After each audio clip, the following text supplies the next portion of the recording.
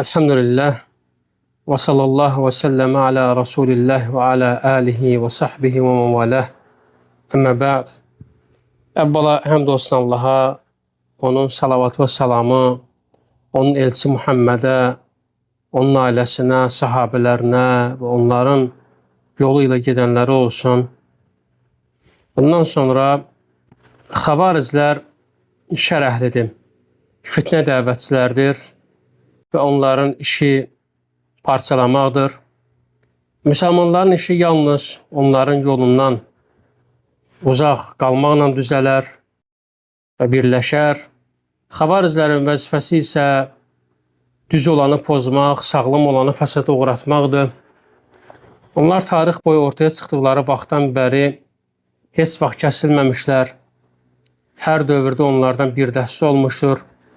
Nəhayət axırıncıları Dəccalla bərabər çıxacaq. Rasulullahdan sallallahu aleyhi ve sellem xavarizlər barədə xəbərdarlıq edən, onların xüsusiyyətlərini açıqlayan və Uca Allahın onlar haqqında hökmünü bəyan edən hədisləri mütəvatir şəkildə bizlərə gəlib çatmışdır. Buna görə də Rasulullahın sallallahu aleyhi ve sellem sahabiləri onlarla vuruşmuş, onlardan sonra İslam tarixində hakimiyyətlə gələn müsəlman rəhbərlər də onlara qarşı mübarizə aparmışlar. Onların tənəsindən heç kim qurtulmamışdır. Onlar möminlərin əmri Osman ibn Affan və həmçinin möminlərin əmri Ali ibn Abi Talib, möminlərin əmri Muaviyə ibn Abi Sufyan, Allah onların hamısından razı olsun. Hətta xəlifə Ömər ibn Abdüləziz, Allah ona rəhmət etsin, bunları belə hədəfə almışlar. Onların heç kim salamat qalmayıb. Onlar həmin şəxslərə qarşı çıxmışlar. Əslində isə onlar İslam əhlinin düşmənləridirlər. Müsəlmanlardan nə qədər salih olsa da heç kimin hökmünə razı olmayıblar. Hətta Allah Rasulü da sallallahu aleyhi ve sellem onların tənəsindən qurtulmamışdır. Onların başçısı Zülxüveysir Ət-Təmimi Peyğəmbərə sallallahu aleyhi ve sellem ey Muhammed ədalətli ol demişdi. Beləliklə Allah Rasulunun sallallahu aleyhi ve sellem ədalətinə etiraz edənlərdən idi. Xavarizlər hər dövrdə mövcuddurlar. Onların bir-birinə nəsəb bağı olmasa da qəlbləri eynidir, üsulları bir-birinə bənzəyir və əməlləri də oxşardır. Və bu mövzu İmam Vahib ibn Munabbihin, Allah ona rəhmət etsin, tərcümə halından nəql edilən rəvayət, xavarizlərin həmin dövrdə irəli sürdükləri məşhur fikirləri və onların mahiyyətini aydın şəkildə göstərəcəkdir. Bu rəvayətdə qeyd edəcəyimiz mövzuda nələrin şahidi olacaq? 1. Müsəlman rəhbərlərə zəkat verməyin icazəli olmadığını iddia etmələrinin, çünki xavarizlərin müsəlman rəhbərləri kafir hesab etmələri əsasında zəkatı öz yerinə sərf etmədiklərini zənn edirlər. Yəni, insanlar əgər zəkatlarını rəhbərlərə verərlərsə, xavarizlər deyirlər ki, zəkatlar öz yerlərinə verilməyib. İkincisi, bu mövzuda tanış olacağımız öz görüşlərini, xarici, xavariz görüşlərini qəbul etməyənlər üçün bağışlanma diləməyi icazəli saymamaları. Çünki həmin şəxsləri, yəni özlərinə tabi olmayanları Uca Allaha küfr etmiş hesab edirlər. Ona görə də elm payı az olan bəzi insanlar bu cür fikirlərin təsiri altına düşdülər və xavarizlərin zahidliyi ibadətə çox bağlı olmaları və dinə göstərdikləri bağlılıq onları aldatdı. Ona görə də biz bugün onların şərindən çəkinməliyik. İstər xavarizlər olsun və həmçinin onların bənzərləri rafizlər, onlar əksər məsələlərdə bir-birlərinə ortaqdırlar, şərikdirlər və hər ikisinin ümmətə şəri ziyanı olduqca çox və böyükdür. İstər rafizlər olsun, istərsə də xavarizlər. Və xavarizlərdə olan vəsiflərin çoxsu rafizlərdə də mövcuddur. Və ona görə də bu mövzuda qeyd edəcəyimiz məsələ Yəmən əhlindən olan yaşlı və varlı bir kişi haqqında olacaq. Allah onun haqqında xeyir istədiyi üçün onu imam Vahib İbn Munabbihin yanına yönəldir. İmam Vahib İbn Munabbih ona nəsihət edir. Xavarizlərin yanlış yolda olduqlarını, fikirlərinin fəsadını, bunun insanın dini və dünyası üçün təhlükəsini açıq şəkildə ona izah edir. Bütün bunları ağıl sahiblərinin asanlıqla başa düşəcəyi dəlillərlə və aydın bir üslubla onu açıqlayır.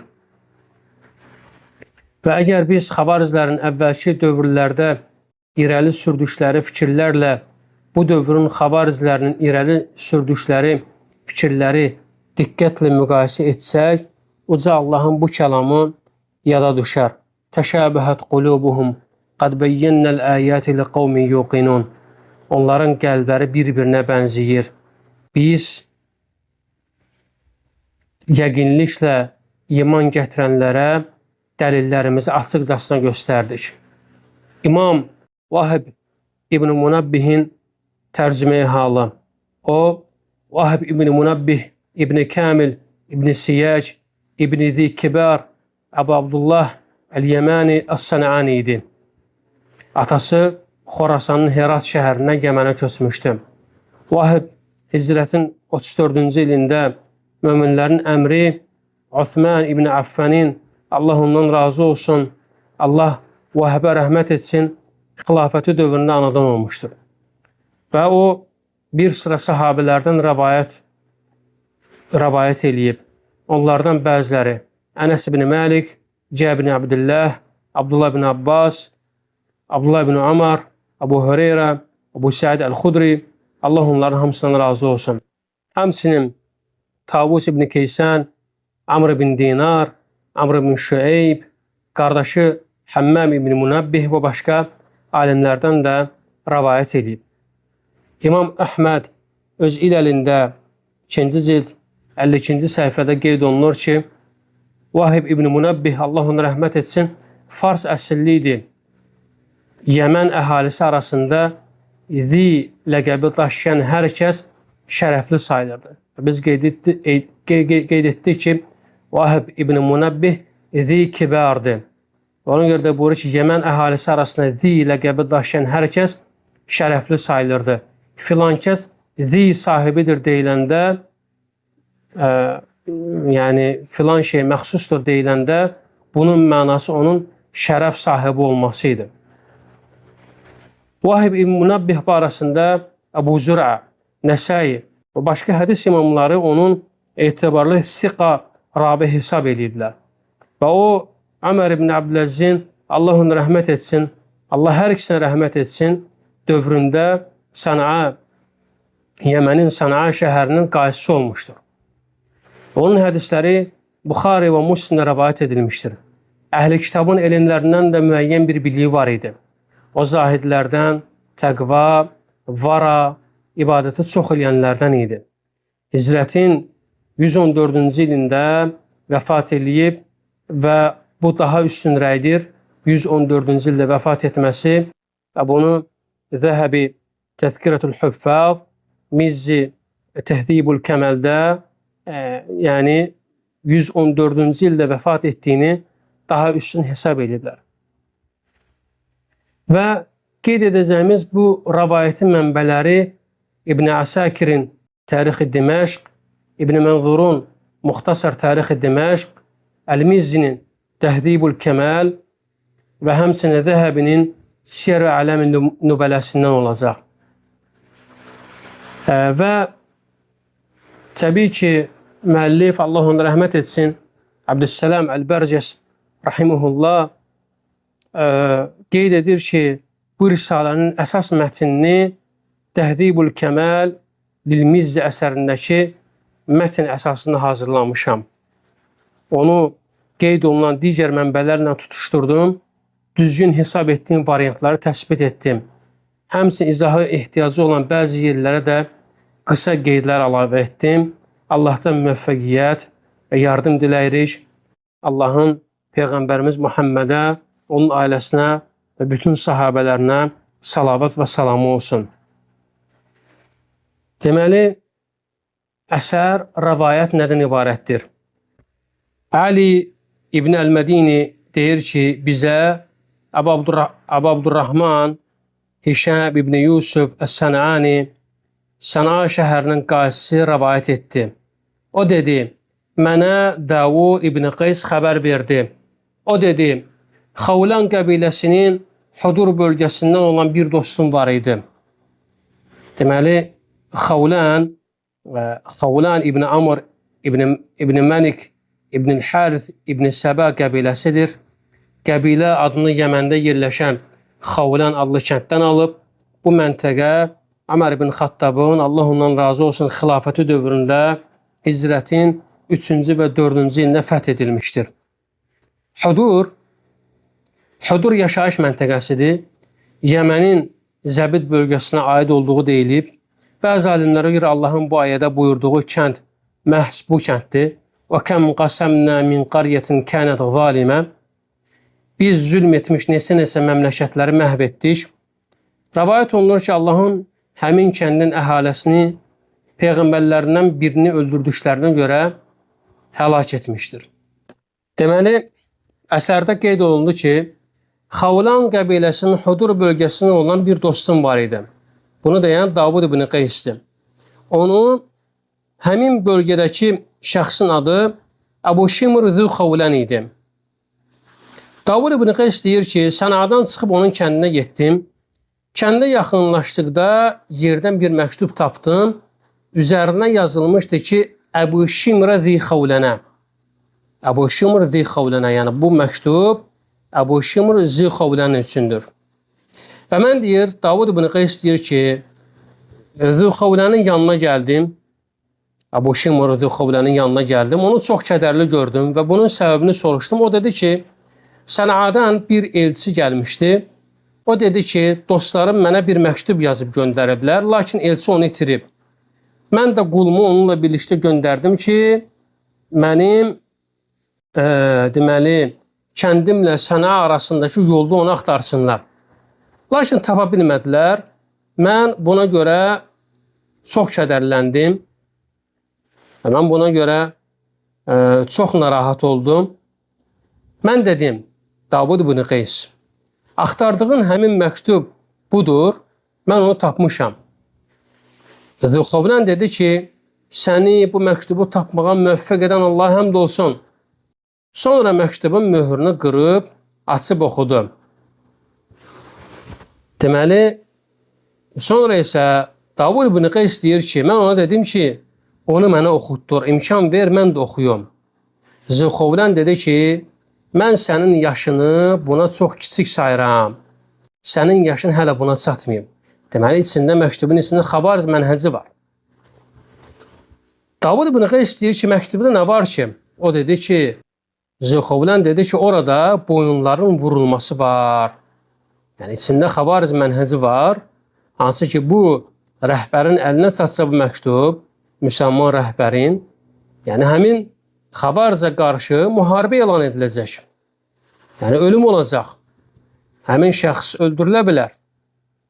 Mən dedim, Davud ibn Qays deyir ki, mən Zülxavlana dedim ki, bəlkə bunu sənə Hərura, xavarz əhlindən olan bəzi insanlar malının zəkatı barəsində yazıblar. O dedi ki, sən onları hardan tanıyırsan? Mən dedim, mən və dostlarım Vahib ibn Münəbbihin məclisində otururuq və o bizə belə deyir, ey yaşda kiçik, təcrübəsiz cavanlar, gənclər, bu hərurilərdən, xavarizlərdən çəkinin, sizi öz batil rəylərinə sürükləməsinlər. Şübhəsiz ki, onlar bu ümmətin utanc mənbəyidir, ləkəsidir. Bunun üzərinə Zülxavlan məktubu mənə uzatdı, yəni Davud ibn Qaysə. Davud ibn Qays deyir ki, mən onu oxudum və gördüm ki, orada yazdı. Bismillahirrahmanirrahim. Əbu Şimr Zülxavlana. Selamun aleyk. Səninlə bərabər özündən başqa heç bir haqq məbud olmayan Allah'a həmd edirik. Xaricinin gəldiyi müqəddimə. Sənə tək olan və şəriki olmayan Allaha qarşı təqvalı olmağı, ondan qorxmağı tövsiyə edirik. Şübhəsiz ki, Allahın dini dünyada doğru yol və hidayət, axirətdə isə nicat və böyük uğurdur. Həqiqətən Allahın dini Allaha itaət etmək və onun Peyğəmbərinin sünnəsinə və şəriətinə müxalif olanlara qarşı çıxmaqdır. Bu məktubumuz sənə çatdıqda, deməli, xaricinin etiqadı gəldi. Deyir ki, bu məktubumuz sənə çatdıqda, bax gör ki, Allahın sənə fərz qıldığı haqqını inşallah ödəyəsən. Yəni, zəkatı bizə verəsən. Bununla sən Allahın dostluğuna və onun övliyalarının dostluğuna layiq olarsan. Əssəlamu aleykə və rəhmətullah. Davud ibn Qays deyir ki, mən Zülxovlənə dedim ki, mən səni onlardan uzaq durmağı, onlara qoşulmamağı nəsihət edirəm, tövsiyə edirəm. Zülxovlən dedi. Təbii ki, Davud ibn Qays yaşı az olur və deyir ki, necə ola bilər ki, mən sənin sözünə tabi olum? Zülxovlən mənə Davud ibn Qaysə deyir. Sənin sözünə tabi olum, lakin səndən daha böyük, qədim olan kəsin sözünü tərk edeyim. Xariclərin, Həruri, Xavarizlərin sözünü tərk edeyim. Mən dedim, səni Vahb ibn Münəbbihin yanına aparmağımı, onun sözünü şəxsən dinləməyini və onların Xavarizlərin həqiqətini sənə bildirməsini istərdinmi? O dedi ki, bəli. Deməli, İbn Qays deyir ki, biz deyir, aşağı düşdük və o mənimlə birlikdə sənaya gəldi. Sonra səhər tezdən yola çıxdıq və mən onu Vahb ibn Münəbbihin yanına apardım. Deməli, Davud ibn Qays deyir ki, biz Vahb ibn Münəbbihin yanına getdik və orada onun məclis yoldaşlarından ibarət bir neçə nəfər gördük. Onlardan biri dedi ki, bu yaşlı insan kimdir? Mən dedim ki, bu Hudur əhlindən olan Əbu Şamr Zülxovləndir. Onu Abdullaha, yəni Vahb ibn Münebbihə gətirmişəm və onun həmin şəxsə bir ehtiyacı var. Onlar dedilər, o zaman niyə ehtiyacını dilə gətirmir? Zülxovlən niyə görə ehtiyacını dilə gətirmir? Deməli, İbn Qays deyir ki, bu elə bir işdir ki, öz barəsindəki bəzi məsələlərdə onunla məsləhətləşmək istəyir. Bunun üzərinə dərhal həmin şəxslər oradan qalxıb gedirlər. Çünki bu şəxs gəlib kiminlə görüşməyə? Vahb ibn Münebbihlə bir məsələ var, özü barəsindədir. Ona görə dərhal kənar insanlar oradan uzaqlaşırlar. Deməli, Vahb ibn Münebbih deyir ki, ey Zülxovlən, ehtiyacın nədir, nə istəyirsən? Lakin Zülxovlən utanır, sıxılır, danışmağa cəsarət eləmir, söz deyə bilmir və elm əhli vurur. Çünki Vahb ibn Münebbihin bir heybəti var idi. Yəni, ona görə qabağında nəsə deyə bilmir. Bunun üzərinə Vahb ibn Münebbih İbn Qaysə, Davud ibn Qaysə deyir ki, səndir bunun əvəzinə danış. Nə istəyir bu? Davud deyir ki, dedim ki, bəli, ey Əbu Abdullah. Yəni, deməli, Vahb ibn Münebbih bu Zülxovlən Quran əhlindən və bildiyimiz qədəri ilə,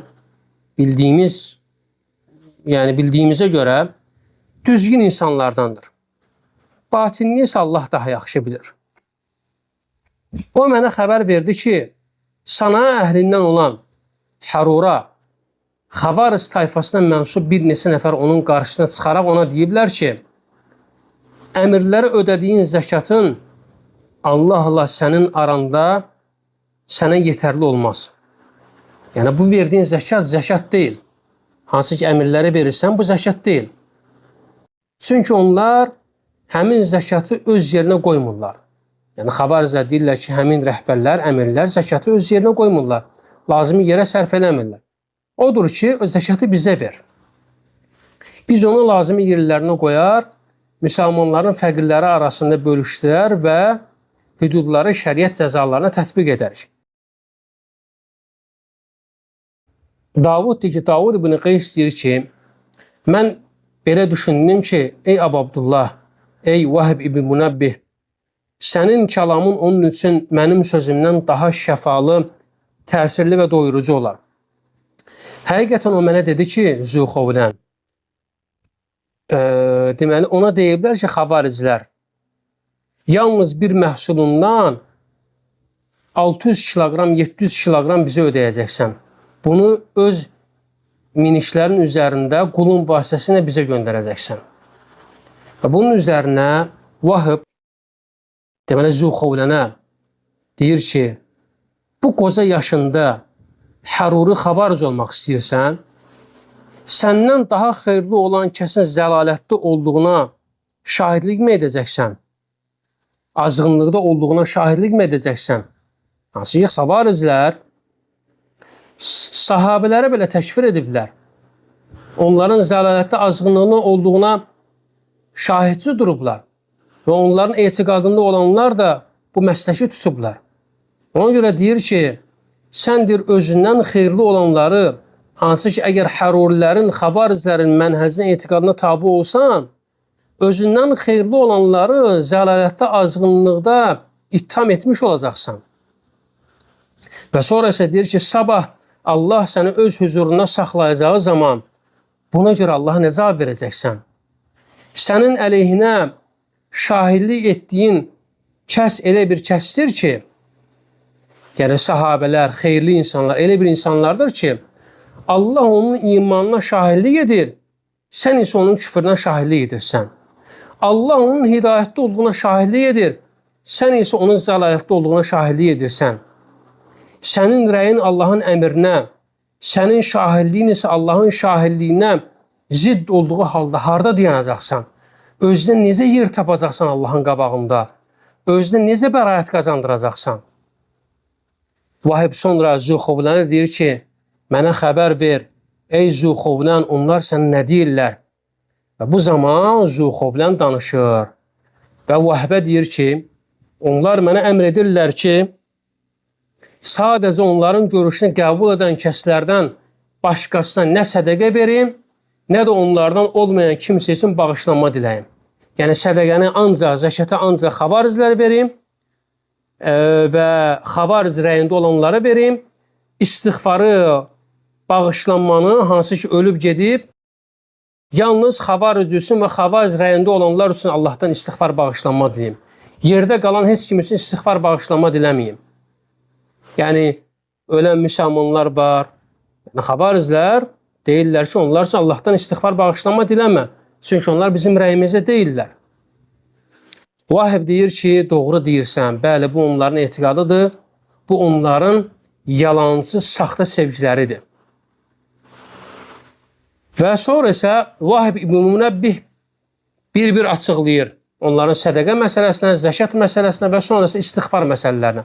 Hansı ki, deyirlər ki, sədəqə, zəkat ancaq bizim rəyimizdə, fikrimizdə, xavaric fikrində olanlara verilməlidir.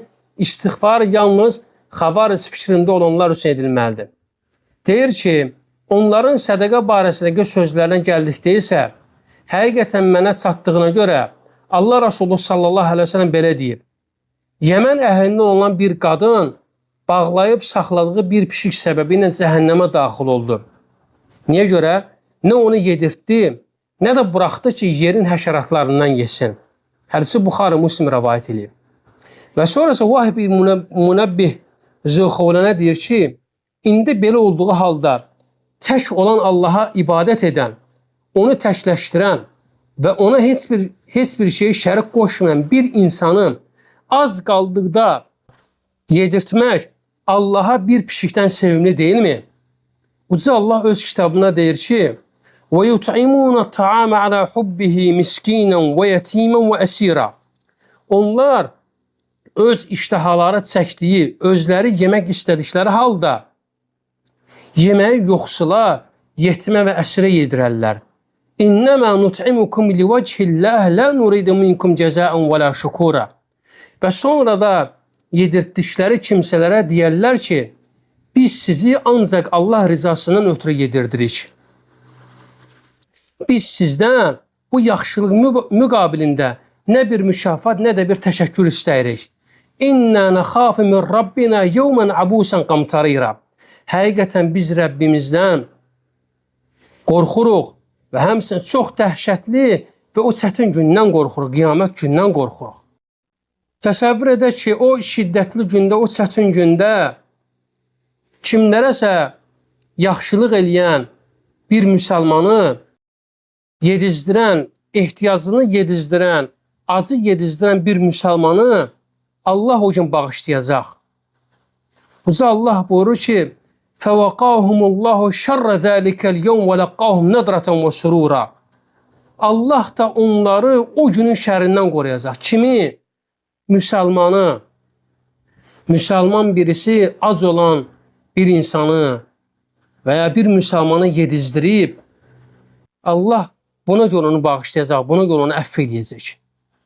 Təsəvvür edin ki, keçmiş ümmətlərdən bir insan, çirkin bir qadın heyvana su içizdirdiyinə görə cənnətə daxil olur. Və necə ola bilər ki, yəni bir müsəlman insanı yedizdirdiyinə görə cənnətə qazanmasın? Bu necə ola bilər? Və Allah Subhanahu wa Taala o gün o müsəlmanları öz cənnətlərinə daxil edəcək. Allah buyurur ki, Allah da onları o günün şərindən qoruyacaq. Onlara gözəllik və sevinç bəxş edəcək. Uca Allah həmçinin ayənin davamında buyurur ki, وَجَزَاهُمْ بِمَا صَبَرُوا جَنَّةً وَحَرِيرًا. Və onları etdikləri səbr müqabilində cənnətlə və geyəcəkləri ipəklə mükafatlandıracaqdır. Və sonrası Uca Allah ayənin davamında buyurur, مُتَّكِينَ فِيهَا عَلَى الْأَرَائِكِ لَا يَرَوْنَ فِيهَا شَمْسًا وَلَا زَمْهَرِيرًا. Və onlar orada cənnətlərdə taxtlara söykənəcək, orada nə günəş, qızmar isinə də sərt soğuk görəcəklər. وَدَانِيَةً عَلَيْهِمْ ظِلَالُهَا وَذُلِّلَتْ قُطُوفُهَا تَدْلِيلًا. Cənnət ağaclarının kölgələri üstlərinə düşəcək, meyvələri də onların ixtiyarında olacaqdır. İstədikləri yerdə, istədikləri zaman onları dərib yeyə biləcəklər. وَيَطُوفُ عَلَيْهِمْ وَيُطَافُ عَلَيْهِمْ بِآنِيَةٍ مِّنْ فِضَّةٍ وَأَكْوَابٍ كَانَتْ قَوَارِيرًا. Cənnətdəki xidmətçilər onların ətrafında gümüş qablar və billur qədəhlərlə donanacaqlar. قَوَارِيرًا مِّنْ فِضَّةٍ قَدَّرُوهَا تَقْدِيرًا. Gümüşdən olan çox şəffaf o elə bir billur qədəhlərlə ki, xidmətçilər onları sahiblərinə münasib ölçüdə etmişlər. وَيُسْقَوْنَ فِيهَا كَأْسًا كَانَ مِزَاجُهَا زَنْجَبِيلًا. Orada onlara zəncəfil qatılmış badə içirdiləcəkdir. عَيْنًا فِيهَا تُسَمَّى سَلْسَبِيلًا. Bu elə bir bulaqdır ki, o cənnətdə səlsəbil adlanır. وَيَطُوفُ عَلَيْهِمْ وِلْدَانٌ مُخَلَّدُونَ إِذَا رَأَيْتَهُمْ حَسِبْتَهُمْ لُؤْلُؤًا مَنْثُورًا.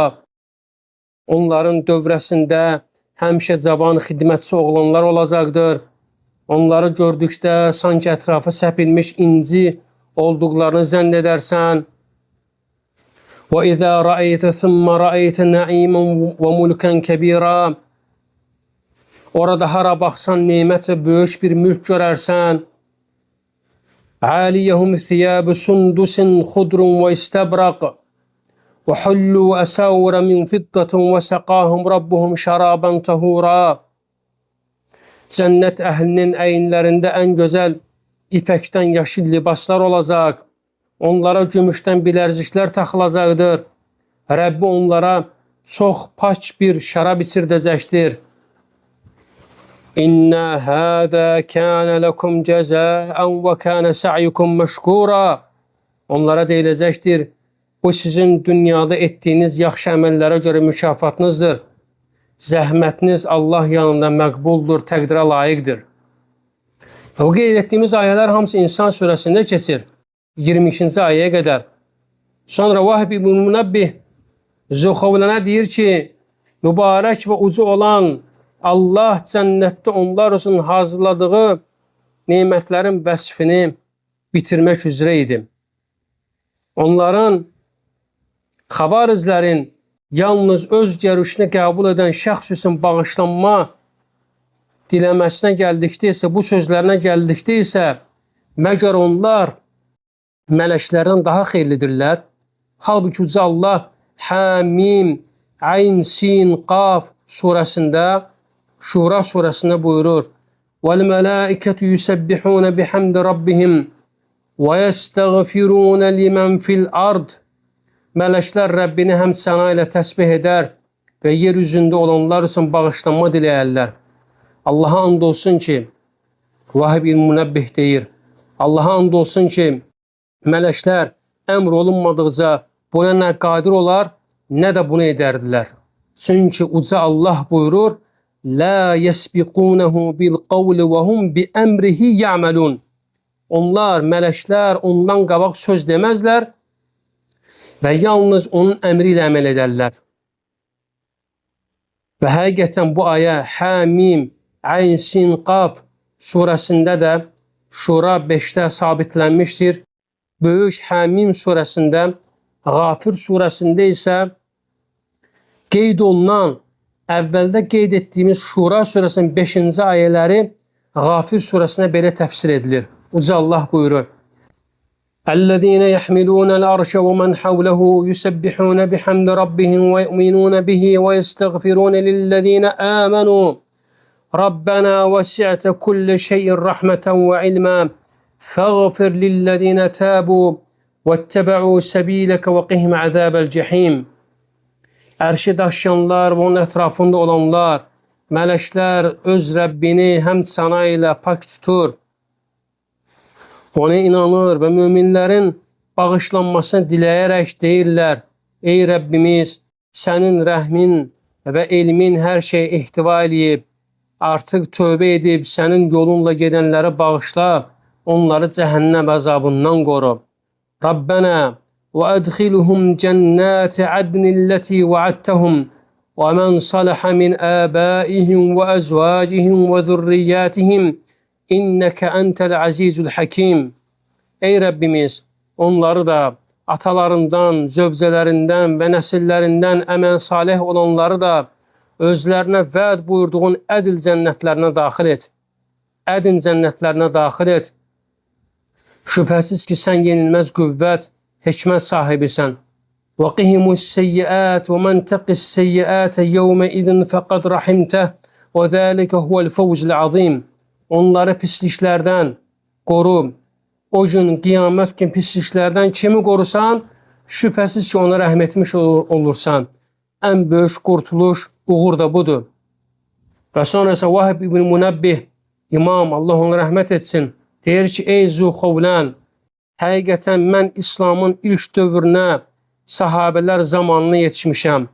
Vallahi Allaha and olsun ki, xavarizlərin nə vaxtsa bir birliyi olubsa, Allah hökmən onları ən pis vəziyyətdə darmadağın edib.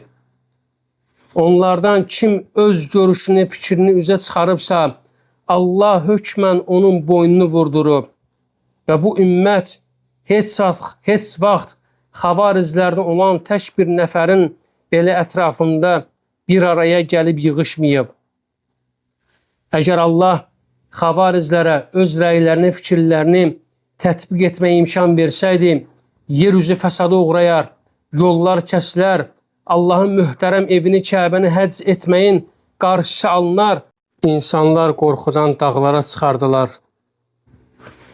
Belə bir vəziyyətdə, xavarizlərin baş aldığı vəziyyətdə onlardan 10 və 20-dən çox adam ortaya çıxardı ki, onların hər biri özünü xilafətə rəhbərliyə iddialı edərdi. Onların hər birinin yanında 10 mindən çox adam olar, bir-birləri ilə döyüşər və bir-birlərini küfrünə şahidlik edərdilər.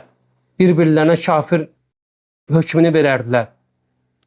Hətta mümin bir kəs öz canından, dinindən, qanından, ailəsindən və malından qorxar və bu halda səhərə çıxar, hara gedəcəyini və ya kiminlə olacağını bilməzdi.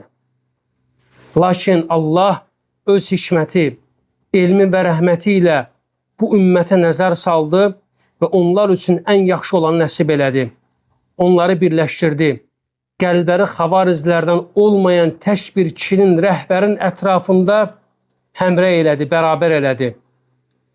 Allah həmin rəhbərin vasitəsilə müsəlmanların qanlarını qorudu, namuslarını və övladlarının təhlükəsizliyini örtüb saxladı, pərakəndəliklərini yığdı, yollarını əmin-aman elədi, müsəlmanların mülkünü və birliyini düşmənlərindən qorumaq üçün onunla döyüşdü, şəriət cəzalarını onun vasitəsilə bərpa elədi, məzlumların haqqını onunla ədalətə qaytardı və onunla zalimlara qarşı cihad etdi. Bütün bunlar Allahdan bu ümmətə bir rəhmət idi ki, Allah bununla onlara rəhm elədi. Uca Allah buyurur, وَلَوْلَا دَفْعُ اللّٰهِ النَّاسَ بَعْضَهُمْ بِبَعْضٍ لَفَسَدَتِ الْأَرْضُ وَلَكِنَّ اللّٰهَ ذُو فَضْلٍ عَلَى الْعَالَمِينَ. Əgər Allah insanların bir qismini digər bir qismi ilə dəf etməsəydi, yeryüzü fitnə fəsad uğrayardı, lakin Allah aləmlərə qarşı lütfkardır. Başqa ayədə Uca Allah buyurur, وَاعْتَصِمُوا بِحَبْلِ اللّٰهِ جَمِيعًا وَلَا تَفَرَّقُوا وَاذْكُرُوا نِعْمَةَ اللّٰهِ عَلَيْكُمْ إِذْ كُنْتُمْ أَعْدَاءً فَأَلَّفَ بَيْنَ قُلُوبِكُمْ فَأَصْبَحْتُمْ بِنِعْمَتِهِ إِخْوَانًا وَكُنْتُمْ عَلَى شَفَا حُفْرَةٍ مِنَ النَّارِ فَأَنْقَذَكُمْ مِنْهَا كَذَلِكَ يُبَيِّنُ اللّٰهُ لَكُمْ آيَاتِهِ لَعَلَّكُمْ تَهْتَدُونَ. Hamılıq Allahın ipinə, kitab və sünnəyə möhkəm sarılın və firqələrə bölünüb bir-birinizdən ayrılmayın. Allahın sizə verdiyi neməti xatırlayın ki, siz bir-birinizə düşmən idiniz. O sizin qəlblərinizi birləşdirdi və onun neməti sayəsində bir-birinizlə qardaş oldunuz. Siz oddan olan bir usumun kənarındaykən o sizi oradan xilas etdi. Allah öz ayələrini sizin üçün bu şəkildə aydınlaşdırır, izah edir ki, haqqa yönəlmiş olasınız. Başqa ayədə Uca Allah buyurur, İnna lanansuru rusulana vellezina amanu fil hayatud dunya ve yevme yaqumul ashhad. Şübhəsiz ki biz öz peyğəmbərlərimizə və iman gətirənlərə həm dünyada, həm də şahidlərin, möminlərin, mələklərin, peyğəmbərlərin şəhadət verəcəyi gündə qiyamət gününə yardım edəcəyik.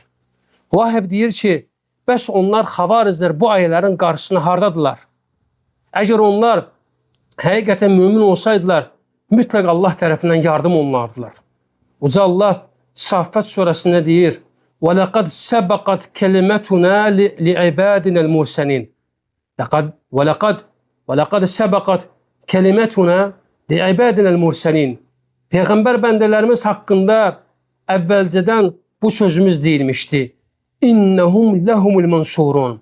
Onlar mütləq qalib gələcəklər. Və innə cündənə ləhumul qalibun. Bizim əskərlərimiz labüd olaraq kafirlər zəfər salacaqlar. Vahib İbn Münabbih deyir ki, əgər xavarizlər Allahın əskərləri, Allahın ordusu olsaydılar, İslamda bir dəfə zəfər salardılar. Uca Allah buyurur, وَلَقَدْ أَرْسَلْنَا مِنْ قَبْلِكَ رُسُلًا إِلَى قَوْمِهِمْ فَجَاءُهُمْ بِالْبَيِّنَاتِ فَانْتَقَمْنَا مِنَ الَّذ۪ينَ أَجْرَمُوا وَكَانَ حَقًّا عَلَيْنَا نَصْرُ الْمُؤْمِنِينَ. Ey Peyğəmbər, biz səndən əvvəl də onların tayfalarına neçə peyğəmbərlər göndərmişdik. Peyğəmbərlər onlara açıq-aşkar möcüzələr gətirmişlər. Biz peyğəmbərlərə təksib edən günahkarlardan intiqam aldıq, möminlərə kömək etmək bizə vacibdir. Vahib İbn Münabbih deyir ki, həqiqətən iman gətirsəydilər xavarizlər, Allah tərəfindən onlara bir kömək gələrdi. Uca Allah buyurur, وَعَدَ اللّٰهُ الَّذ۪ينَ آمَنُوا مِنْكُمْ وَعَمِلُوا الصَّالِحَاتِ لَيَسْتَخْلِفَنَّهُمْ فِي الْأَرْضِ كَمَا اسْتَخْلَفَ الَّذ۪ينَ مِنْ قَبْلِهِمْ وَلَيُمَكِّنَنَّ لَهُمْ دِينَهُمُ الَّذِي ارْتَضَى لَهُمْ وَلَيُبَدِّلَنَّهُمْ مِنْ بَعْدِ خَوْفِهِمْ أَمْنًا يَعْبُدُونَنِي لَا يُشْرِكُونَ بِي شَيْئًا وَمَنْ كَفَرَ بَعْدَ ذَلِكَ فَأُولَٰئِكَ هُمُ الْفَاسِقُونَ. Allah aranızdan iman gətirib, yaxşı işlər görənlərə yalnız mənə ibadət edərlər, heç nəyi mənə şərik qoşmazlar deyə onları özlərindən əvvəlkilər kimi yeryüzünün varisləri edəcəyini, onlar üçün, möminlər üçün onların Allahın özü bəyəndiyi dini möhkəmləndirəcəyini və onların qorxusunu sonra əminamanlıqla əvəz edəcəyini vəd etmişdir. Bundan sonra küfr edənlər şübhəsiz ki, fasiqlərdir. Vahib Munebbih, Allah onu rəhmət etsin, deyir ki, bəs elə isə xavarizlər bu dediklərimizin harasındadırlar? Məgər Ömər ibn Xattabın, Allah ondan razı olsun, dövründən bu günə qədər İslam tarixində xavarizlərdən olan tək bir nəfərin belə xəlifə seçildiyini, onların bir cəmaat qurduğunu və ya faydalı bir görüşə sahib olduğunu deyən bir kəs olunmu? Xeyr, heç vaxt olmayıb. Halbuki uca Allah buyurur ki, Huvellezî arsələ rasulehu bil-huda və dinil-haqq liyuzhirahu aləd-dini kullihi vələv kerihel-müşrikun. Müşriklərin xoşuna gəlməsə də, onu İslamı bütün dinlərin fövqündə, bütün dinlərdən üstün etmək üçün öz peyğəmbərini doğru yolla və haqq dinlə göndərən odur. Və sonrası Vahib ibn Munebbih imam, Allah onu rəhmət etsin, deyir ki, və mən şahidlik edirəm ki, Allah onlara, o sahabələrə üstünlük, yer üzündə güc, qüvvət və düşmənlərinə, həmsinin onların cəmaatının görüşünə qarşı çıxanlara qələbə çalmaq barədə vəd etdiyini artıq yerinə yetirmişdir. Allah o peyğəmbərinə və həmsinin onun sahabələrinə kömək edib. Və sonra isə Vahib ibn Munebbih deyir ki, ey Zəxovlan, ey Zuxovlan, məgər Allahın nəbisi Nuhun bütpərəstlər və kafirlər üçün geniş tutduğu tövhid əhli, qiblə əhli, İslamın şəriətlərini, sünnələrini və fərzlərini iqra edənlər üçün geniş tutmaq, onları mümin saymaq sənə bəs etmirmi, yetərli olmurmu? Halbuki uca Allah buyurur, qalu ənu'minu ləkə və təbəəkəl ərdülun. Nuh'a deyirdilər ki, sənə ən rəzil adamlar tabi olmuşkən, biz sənə iman mı gətirəcəyik, dedilər. Qalu və mə ilmi bimə kənu ya'malun. Nuh dedi, mən onların nə etdiklərini bilmirəm. İn hisabuhum illə alə rabbi ləv təş'urun. Əgər başa düşürsünüzsə, bilin ki, onların haqq hesabı yalnız Rəbbimə aiddir.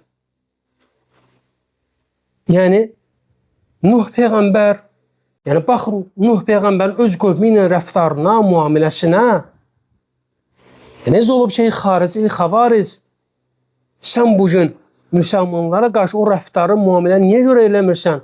Hansı ki, sən örneği, nümunəni Peyğəmbərdən götürməlisən. Peyğəmbər görün, onlarla necə rəftar edirdi? Gözəl şəkildə. Halbuki, sizin kafir dedikləriniz bu müsəlmanlar tövhid əhlidir, qiblə əhlidirlər, İslamın şəriətini yerinə yetirirlər, sünnələr və fərzləri iqrar edirlər. Necə ola bilər ki, belə birilərini təkfir edirsiniz, dindən çıxardırsınız?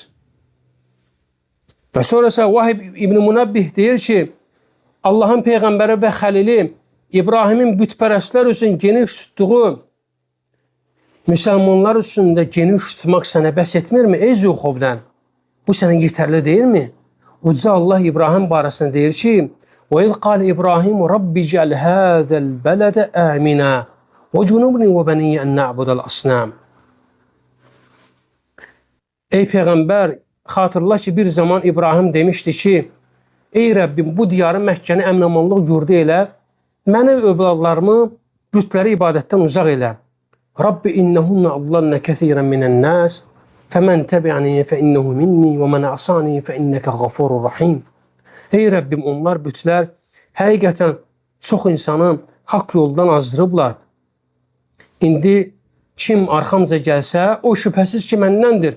Kim mənə qarşı çıxsa, sən bağışlayansan və rəhm eləyənsən. Baxın, İbrahim Peyğəmbər nə dedi? Ey Rəbbim, məni və ailəmi, övladlarımı bütləri ibadət etməkdən qoru. Öz övladlarımı bundan uzaqlaşdır. Demədi ki, artıq bunların işi bitdi və s. belə axır. Peyğəmbər mənhəcini biz aşlamalıyıq. Biz bu mənhəci özümüzə götürməliyik. Və xavariz, baxın, Hətta Peyğəmbər mənhəcindən belə uzaqdır. Nuhun, İbrahimin mənhəcindən belə uzaqdır.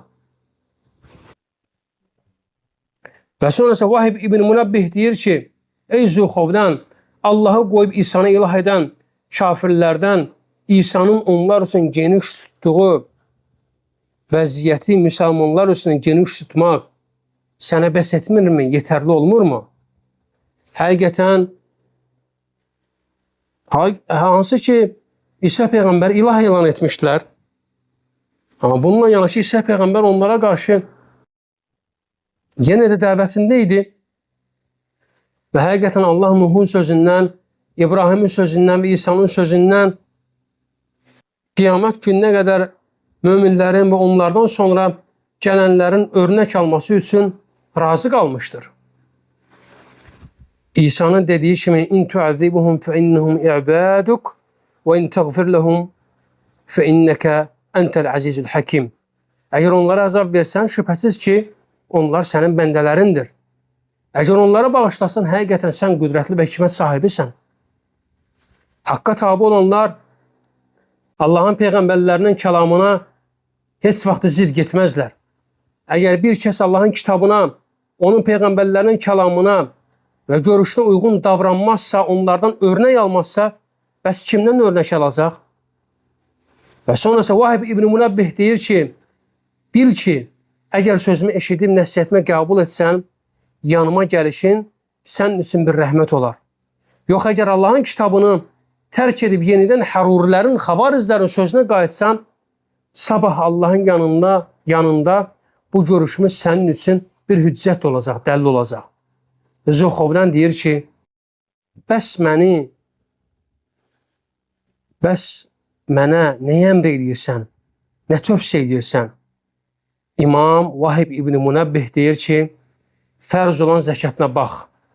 Onu Allahın bu ümmətin işinə rəhbər təyin etdiyi və insanları ətrafında birləşdiyi şəxsə rəhbəri ödə. Çünki mülk Allahındır. Mülk yalnız Allahındır. Onun əlindədir. Onu istədiyinə verər, istədiyindən dalar. Allahın mülk verdiyi kəsdən heç kim onu öz başına almağa qadir ola bilməz. Fərz olan zəkatı rəhbərə ödədiyin zaman artıq onun öhdəliyindən azad olmuş olarsan. Ondan artıq qalan hər bir əlavə malınla qohumlarına, azad etdiyin qullara, ehtiyac sahibi olan qonşularına və yanına gələn qonağına yaxşılıq elə. Zülxovlan deyir, şahidlik edirəm ki, mən hərurilərin, xavarizlərin görüşündən döndüm, əl çəkdim, onlardan uzaqlaşdım və sənin dediklərinə haqq verdim. Sənin dediklərinin doğru olduğunu təsdiqlədim. La ilahə illallah. Və bu da Zülxovlənin sağlam, doğru, düzgün etiqada mənhəzə qayıtması. Və bundan sonra Zülxovlən çox az bir müddət yaşayır və bu onun Allah'a olan bir lütfüdür, hidayət edir ona və sonrası az yaşayır və ondan sonrası vəfat edir. Uca Allah bizləri onun dini üzərində sabit eləsin. Uca Allah bizi eşitib yaxşısına tabi olanlardan etsin. Subhanəkəllam, bihamdik, əşhədu ən la ilahə illən, əstəxirəkə ətubu ileyk.